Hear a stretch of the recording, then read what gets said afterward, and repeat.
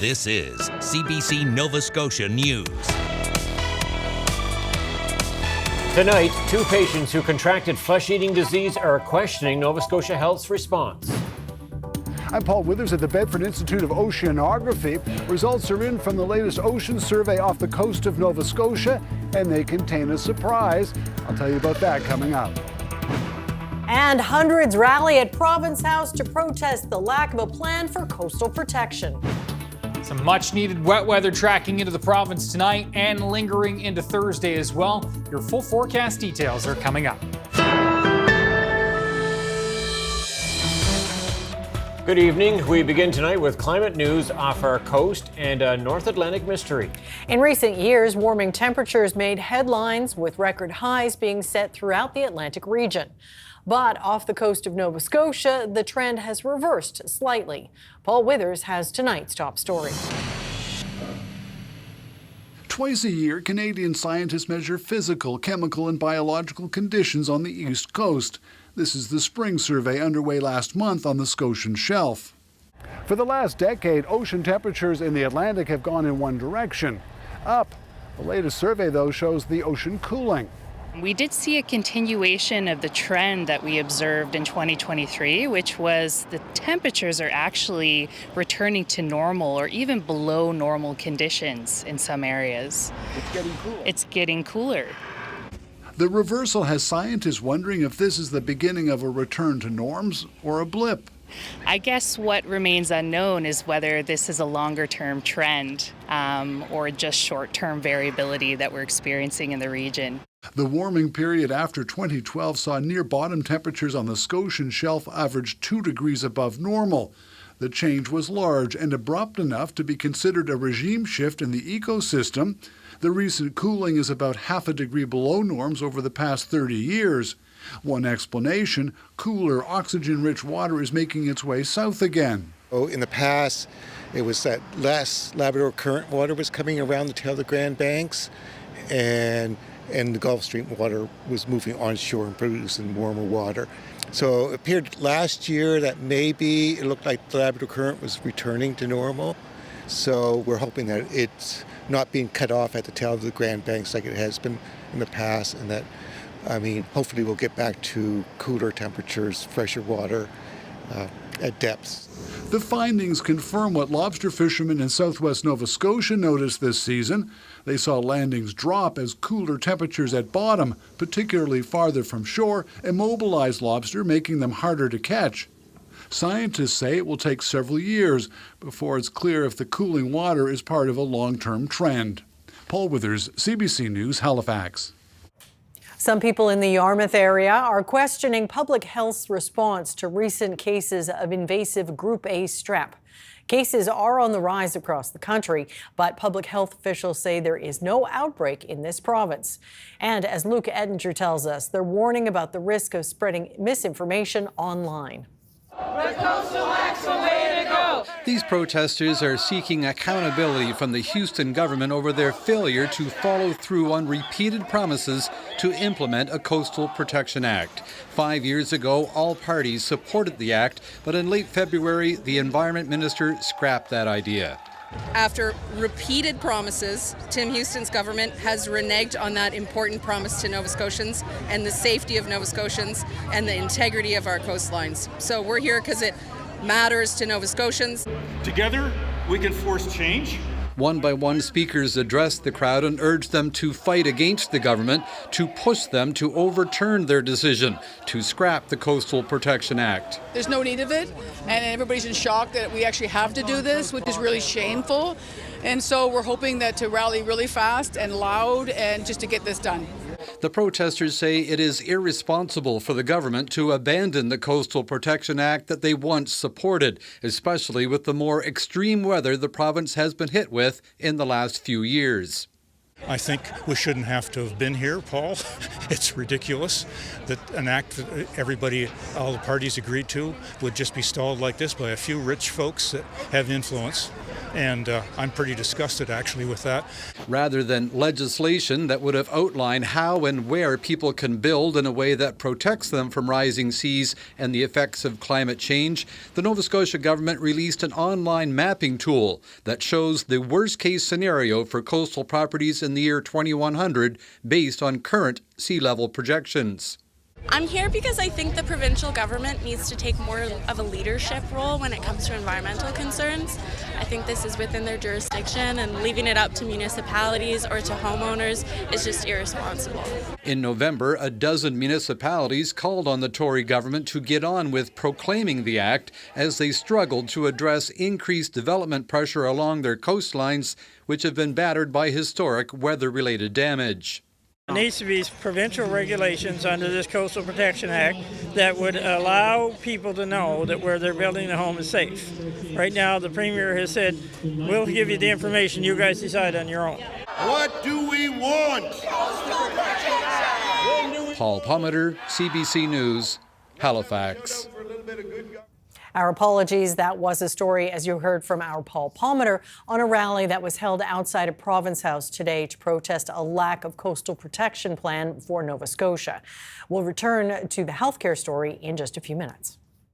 The Nova Scotia government is revealing more details tonight about its new provincial school lunch program.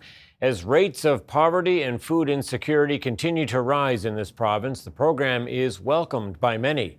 Rollout will start in the fall and will come in phases over the next 4 years. Selena Alders has that story. About 250 schools across Nova Scotia have been selected to participate in Phase 1 of a new school lunch program. The program is meant to make lunches more affordable and accessible to students. It's part of the government's $18.8 million commitment to school food in the 2024-25 provincial budget. To start, it will focus on students from pre-primary to grade 5.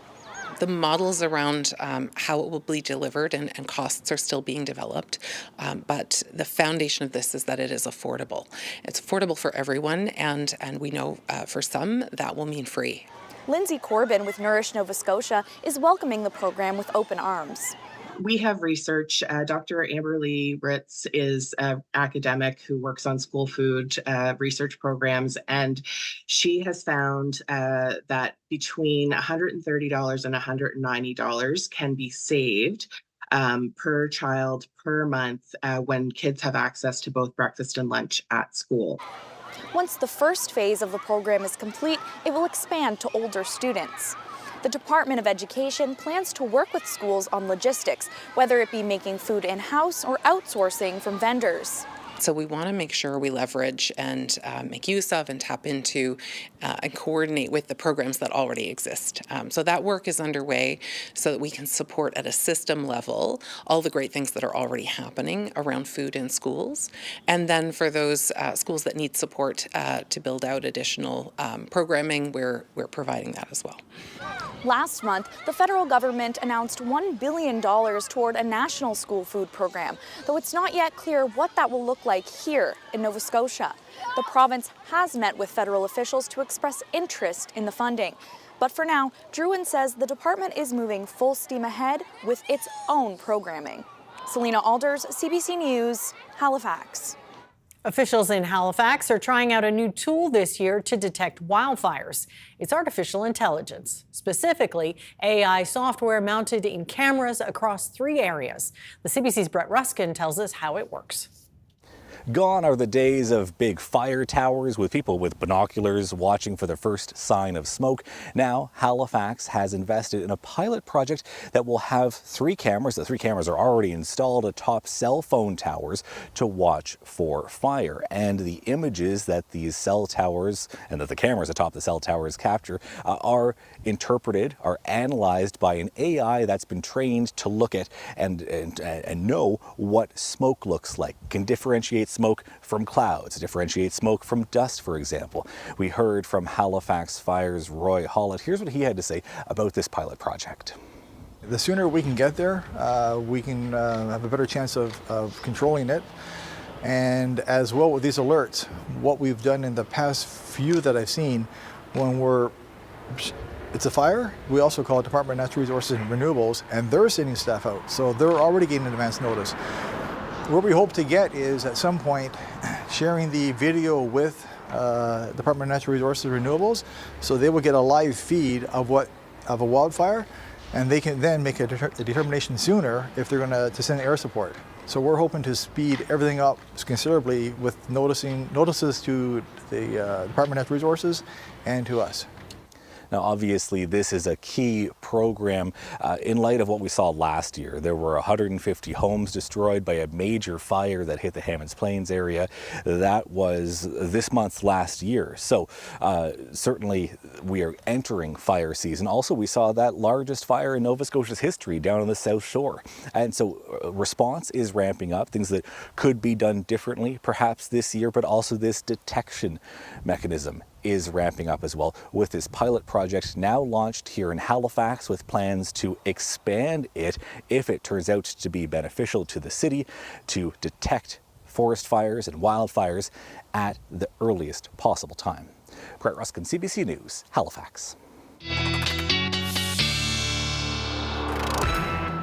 Wildfires do seem to be on the minds of many more this year for sure. Ryan Snoddon with us now to talk weather. And it has been so dry, Ryan. It really has. And again, we've been keeping an eye on the fire ban, the burn ban with the Nova Scotia website. And you can see, you can keep track of this yourself. And yeah, most of us with some restrictions, especially down into Shelburne and Yarmouth, where there's no burning at all right now. And that is because it, again, has been so dry. But some relief in sight, and our rainfall outlook beginning this evening, carrying through right to Friday morning. Kind of a widespread 10 to 20 to as much as 30 millimeters, especially in through the east. That'll be our best chances of getting up towards those 30 millimeter amounts. But a solid soaking and a much needed one, as we've been saying. Those rains already starting to push their way into western areas as we back things out. You can see some of that rain pushing up in through Maine, and the low itself is still here just east of the Great Lakes. Secondary low that will follow that, that's going to keep things just unsettled as we move through the next couple of days. And you can see here as we time things out, things really filling in overnight tonight. The wettest period will be through the overnight hours and through the early morning hours of Thursday. And then that low will depart. We'll see some lingering showers into the afternoon, especially for the northeast. And then for Friday, just kind of a cloudy day, some isolated shower chances in the east. The big theme for the next couple of days, though, is that northeast wind. That's going to keep things cool. Many single-digit highs for the next couple of days. Now, for Saturday, some spotty showers. Yes, the clouds looking set to dominate. The good news is that as that low departs, that will make the skies a little brighter for Sunday, and temperatures climbing up a little closer to seasonal as well. We'll break it down with your full weekend forecast and 7-day coming up in a few minutes. Tom and Amy. Do stay tuned for that. Thanks so much, Ryan. Thank you. Now back to the story we mentioned earlier. Some people in the Yarmouth area are questioning public health's response to recent cases of invasive Group A strep. Cases are on the rise across the country, but public health officials say there is no outbreak in this province. And as Luke Ettinger tells us, they're warning about the risk of spreading misinformation online. That was the worst 24 hours of my life. Kelly Dowsett was recovering from surgery when her adult daughter arrived at outpatients in Yarmouth. Both believe invasive Group A strep was the cause of their hospitalizations in April. Dowsett says her household contacts were provided antibiotics, but her daughter did not meet public health criteria. Chief Medical Officer of Health, Dr. Robert Strang, says for privacy reasons, he cannot comment on individual cases. So we have clear criteria for who actually meets the definition of who should be considered a close contact versus not. Strang says social media posts last month about flesh-eating disease as a result of invasive strep in Yarmouth were inaccurate. An anonymous Facebook post about cases at Yarmouth Regional Hospital from someone claiming to be a nurse was shared thousands of times. Professor Robert Hewish says posts like that are part of a growing trend since the pandemic. The architecture of public health now is to try to figure out ways to get ahead of the rumors and the scuttlebutt through social media. Hewish says a broader frustration with the healthcare system is likely part of the reason why the post spread so widely. That's a frustration felt by Crystal Dillon, who says her experience waiting hours on end at the ER in Yarmouth was horrifying. After 7 hours, I left. 2 days after leaving the hospital without being seen, her condition worsened, and she went back. Now she's recovering from what she says was flesh-eating disease as a result of an invasive Group A strep infection. You're fine 1 minute, the next minute you're not, you're almost dead, and then being rushed into surgery, and you don't know when you can go home. Dillon and Dowsett both believe public health is not sharing enough information about invasive group A strep. But the province's health minister says the department is constantly trying to provide accurate information in a timely fashion. But it can be hard to get ahead of online chatter. Not everything we read on social media is true, but it's immediate. As for invasive group A strep, Dr. Strang says cases in Nova Scotia are slightly higher this year than in previous years, much like the rest of Canada. But he says there's no outbreak in Yarmouth or anywhere in the province. Luke Ettinger, CBC News, Halifax. A controversial proposal for a campground in Scotts Bay is being allowed to go ahead. Municipal councillors in Kings County voted last night and narrowly approved it, with 5 councillors voting in favour and 4 against. The landowner behind the proposal says she hopes to speak with her neighbours who are opposed to the campground. A little bit of relief that, yeah, we can get past the vote, but also I'm hopeful that, you know, I can work with the people in the community, and that I can get the campground up and running, but also address what people's concerns are. Many people in the community say they worry about an infringement on agricultural land and disruptions to life in the remote village. Councillors explained their rationale for their votes, and many alluded to the difficulty they had in deciding. I hate getting emotional, but I could have predicted this would happen. It's because it's an emotional issue, and it's because we're here because we really have listened to what you have to say. And it's also because we can imagine the struggle that you are facing. Some of the campground's opponents say they intend to appeal council's decision to the Utility and Review Board and the courts. The future of the Cape Breton Farmers Market is in limbo tonight. The vendors have been locked out of their building over the unpaid property taxes. Kyle Moore has that story. The doors to the Cape Breton Farmers Market are locked today. There is a sign on the door and security in the parking lot. Manager Pauline Singer says they were told to stay off the property. Very disappointed, very disappointed. A lot of hard work has gone into that market, and we do a lot of positive things for the community, and it just feels like we've been abandoned. Singer says the dispute is over unpaid property taxes. She says the market has been struggling financially since the pandemic, but has been asking to work out a payment plan. It's sad that we've been saying this for years, that we've been in trouble and no one has listened. You know, we're behind City Hall. I've not heard from our mayor. I've not heard from any of our councillors. You know, where's the concern? We're an economic driver for downtown Sydney. The lawyer for the landlord says the not-for-profit organization owes a lot of money and is in violation of their lease. Roughly about $76,000 has been owed over the last 2 or 3 years, and efforts were made to have that paid, but to date it hasn't been. Tony Mozovic says a meeting is planned with the owner of the building and the chair of the farmers market. The ball's in their court. They have to put together a plan, and to the satisfaction of the landlord, that they can pay outstanding debts. The market is home to approximately 50 vendors, including farmers, bakers, food producers, jewelers, crafters, and more. Singer says the vendors are taking the biggest hit because of the dispute. Our priority right now is to get our vendors' property out of the market. You know, some of these people, that's their only source of income. So right now, everything they own, all their inventory, is locked up inside that building. In the meantime, a pop-up market will be hosted by the Cape Breton Food Hub for farmers market vendors on Saturday. Kyle Moore, CBC News, Sydney. We have another whale entanglement story to share with you tonight, but this one has a happy ending. Over the weekend, there was an entangled humpback whale in Bonavista Bay, Newfoundland. It took hours of work from members of a nonprofit group before the whale was freed. A local tour company captured it all on camera. We had some reports from some fishermen friends of ours that there was a whale, a humpback whale, that was tangled in a lot of rope in the Somerville area. And they had already called wildlife, who then relayed the call to the whale release and stranding group. So they were mobilized and on their way out from town to help out. The whale appeared to be fairly tired And every once in a while, though, would do, a big roll or like a flipper slap. A couple of times we did witness tail lobbing, so it would seem like it was really exhausted, and then it would have these periods of activity where it was trying to free itself. There were reports also that the whale had been on its side on the rocks earlier in the day when the tide had been out, which is not a great sign either. These animals really aren't designed to be out of the water and supporting their own weight on those organs. Not optimal for this animal for sure. So I would say it took around about 3 hours for them to get everything cut off of the animal. Initially, they did a bunch of cuts to what seemed to be wrapped around the end of the tail, and that was a bunch of ropes, a mass of ropes, and also a big grapple, which they then took back to the fisheries boat because obviously they're in a little tiny Zodiac, so having that much gear aboard is just a safety hazard for them. And then they went back out, and there were more wraps around the whale's body and through the mouth and around one flipper that they continued to cut after that.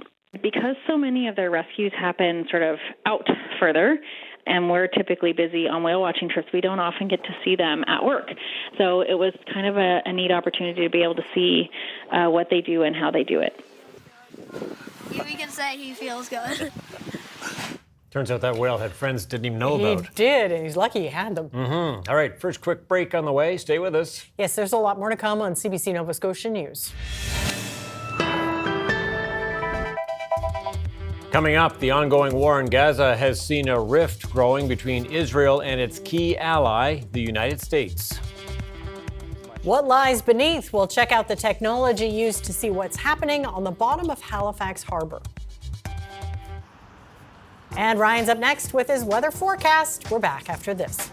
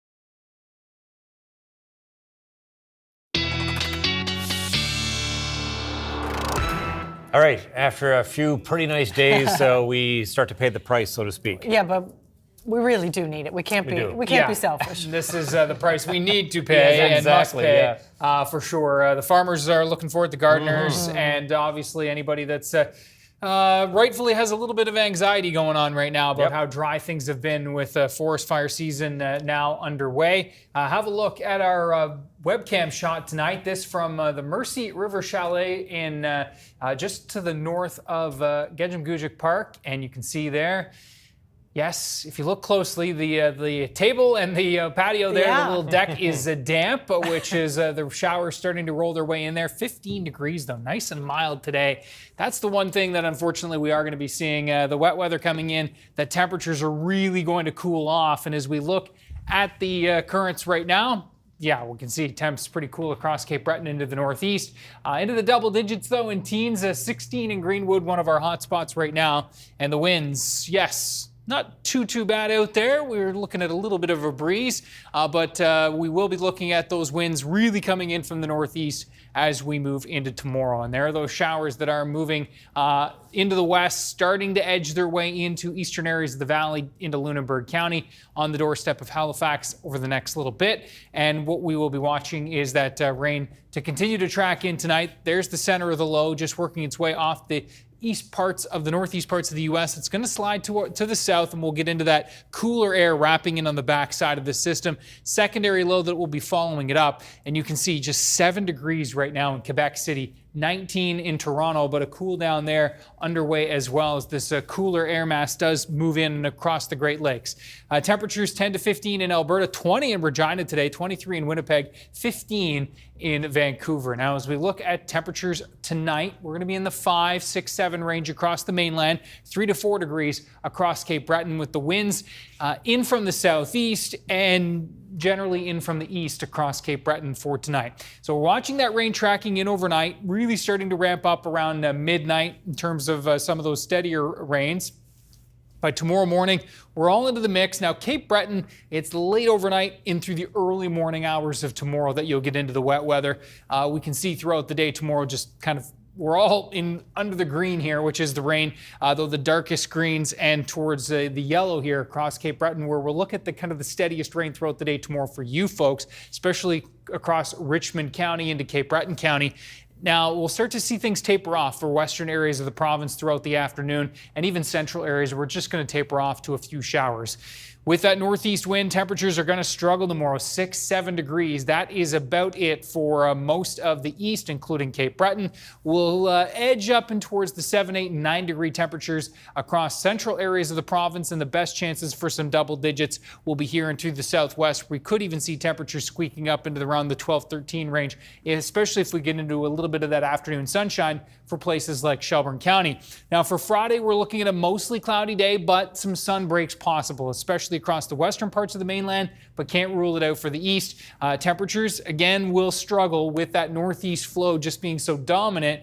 It will really kind of depend on how much sunshine we can break through the clouds here, particularly over western areas. Now for Saturday, again, still just an unsettled flow here from the northeast, not nearly as strong, but enough that the clouds are going to be a little more dominant, and we are looking at those isolated shower chances on Saturday. So this will be far from a washout for Saturday. So we don't have to worry about not being able to get out at all. But temperatures, again, still kind of struggling, maybe ranging from around 8 to 12 on Saturday. Back closer to seasonal on Sunday. Could even see some mid-teen temperatures for the Sunday forecast, which is good. Monday, lots of uncertainty with Monday. That's, again, one thing I'll stress right now. Could see that system kind of hanging further to the south. Does look like, though, that trend that I talked about last night, Tom and Amy, mid to late next week, really starting to see a pattern change and a favorable one for sure. Hopefully, fingers crossed, just in time for the long weekend and beyond. Yeah, that would be great timing. Yeah, it would be nice. Okay, thanks so much, Ryan. Thanks, Thank Ryan. you. Well, up next, I'll talk with marine geoscientist Alex Normando about underwater vehicles that are exploring the bottom of Halifax Harbor. Do stay with us. You're watching CBC Nova Scotia News.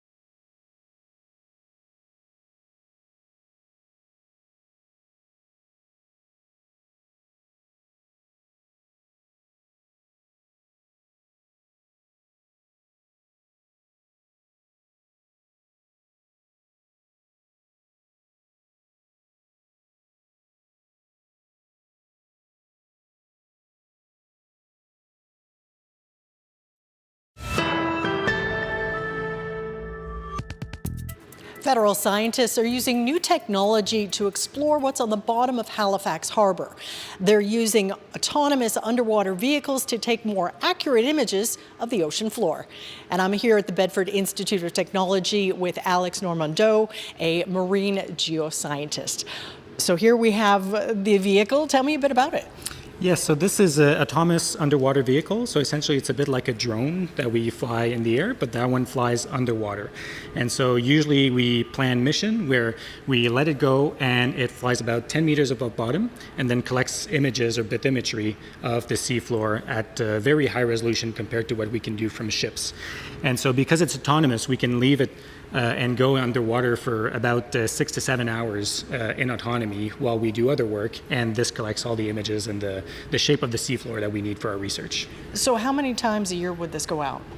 So we tested a lot in the Bedford Basin. So in the Bedford Basin, when we're here, our team goes out, they collect a lot of data, and then in the summer we go out on bigger ships like Coast Guard ships or even other private ships, and we deploy that in Labrador from the Scotian shelf.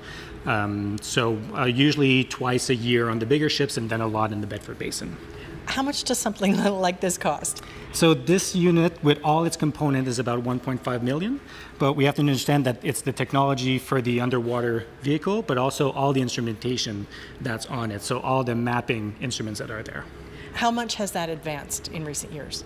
So there's been a lot of advancements, especially in terms of how high resolution we can get data. And so every year or every couple of years, the companies come out with new instruments that are even better at providing better, higher resolution of the seafloor. And so what we have here is a 4 to 3 years old unit in the technology that we have. And obviously, like you said, it's safe because you don't have to send anybody down there. You just go do your work and wait for what returns.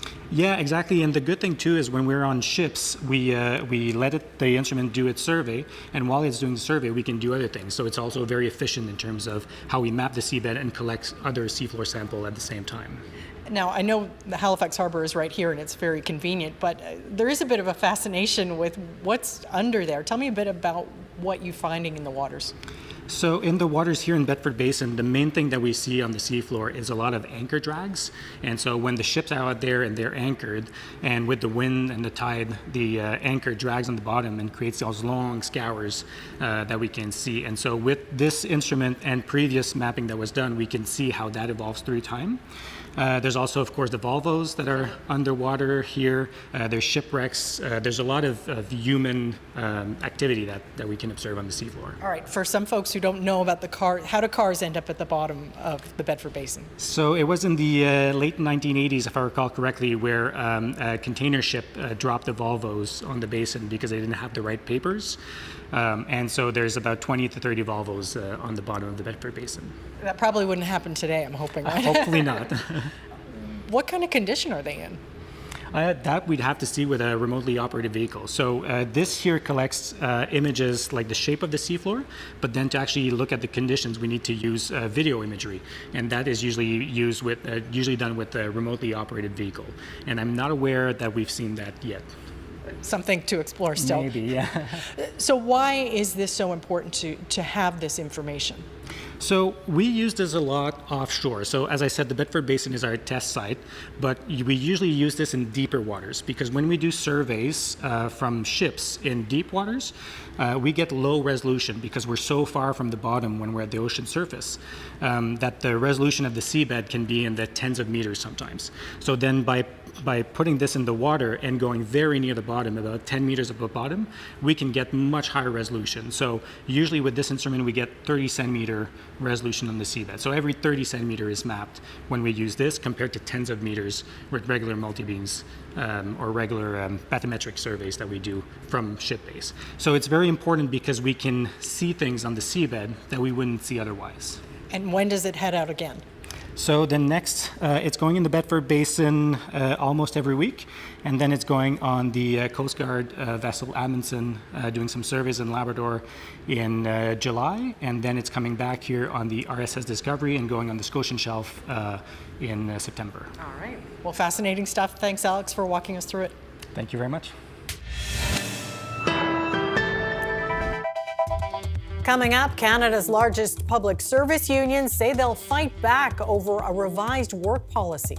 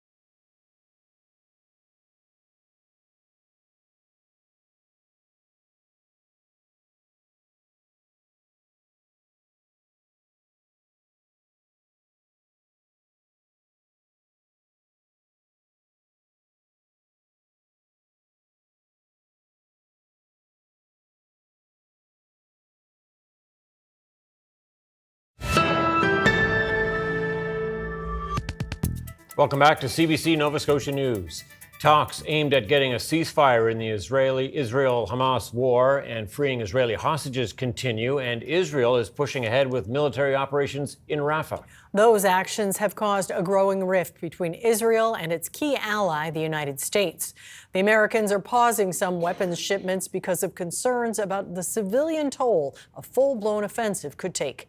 The CBC's Chris Brown has the latest. In the face of near-unanimous global opposition to a ground offensive into Rafah, Israel's military pursued its attacks. Its officials say this is a calibrated, limited incursion aimed at exerting pressure on Hamas. But on the ground, these scenes, shot by a freelance videographer working for CBC News, suggest civilians are among the dead.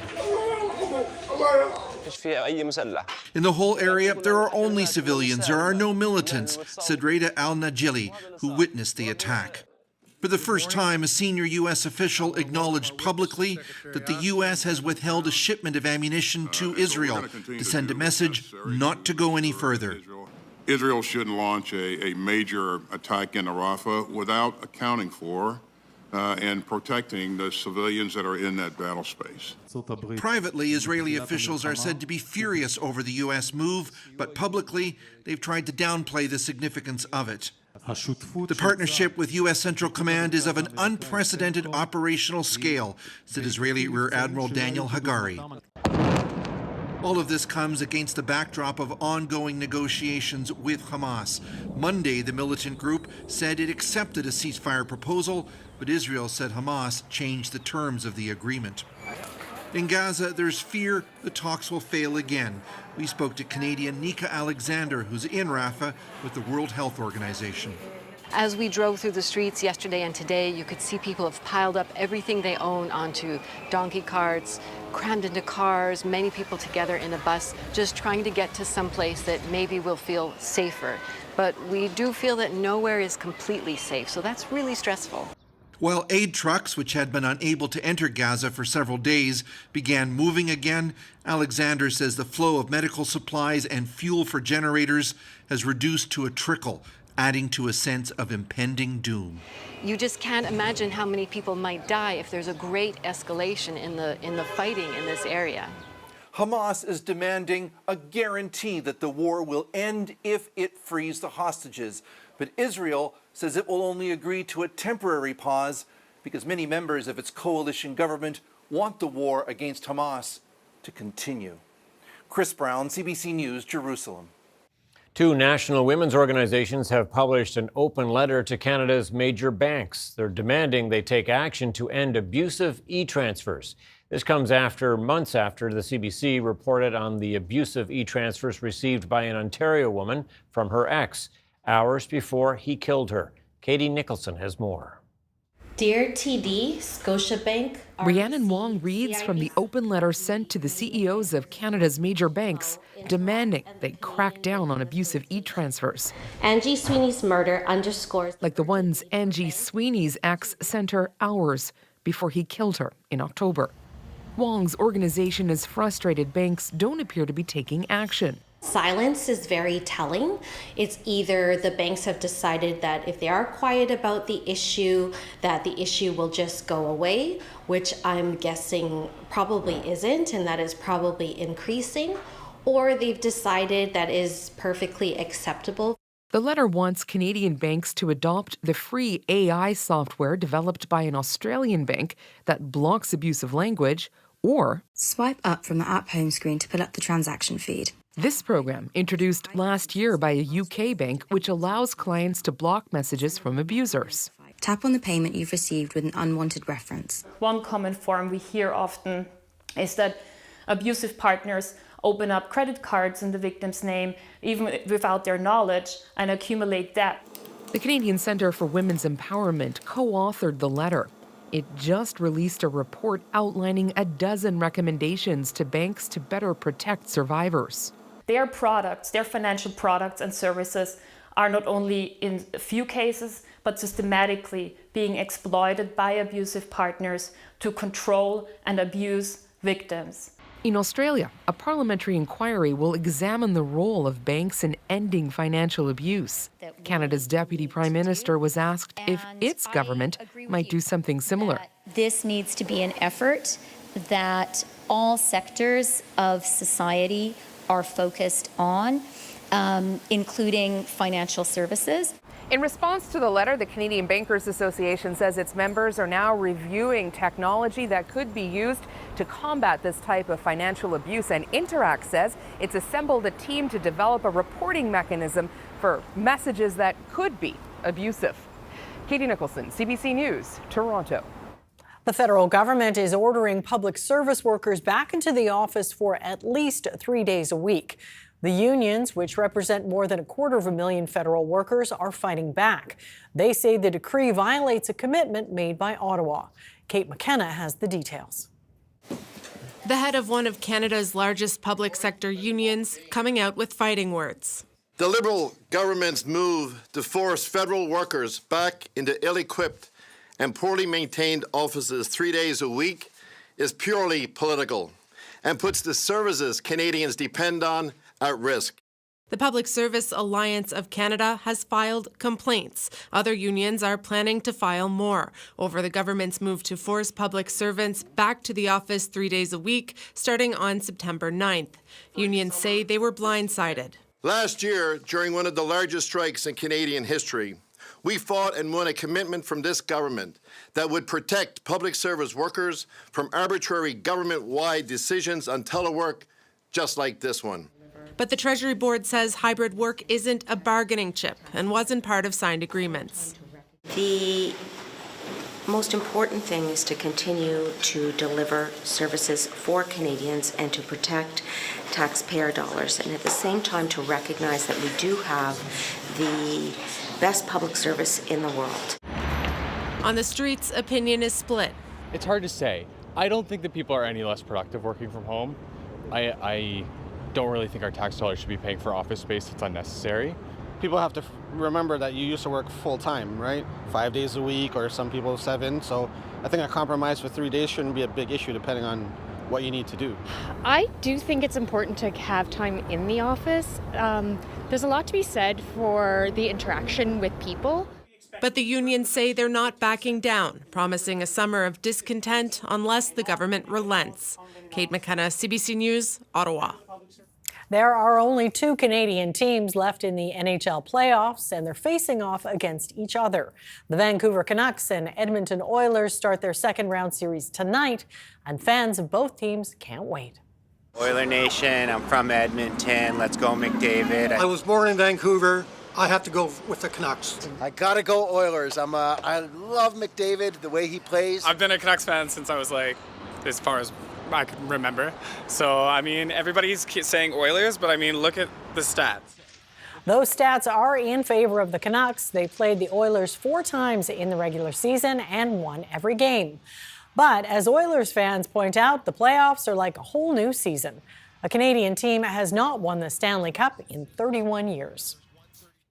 The NHL is not the only professional hockey league now in the postseason. The new Professional Women's Hockey League playoffs start tonight after a 72-game regular season that drew record-breaking crowds.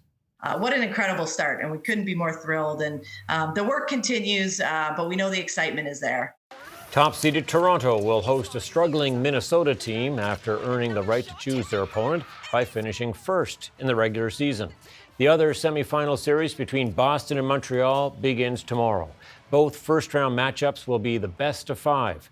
The winners will compete in another best-of-5 round to win the first-ever Walter Cup.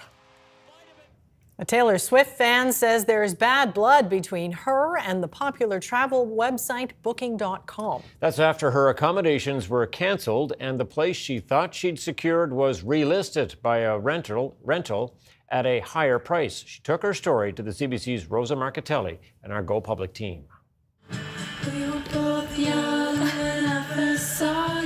If you see this, it's a safe bet you're looking at some serious Taylor Swift fans. Swifties, as they're called. Sarah Fournier is one of them.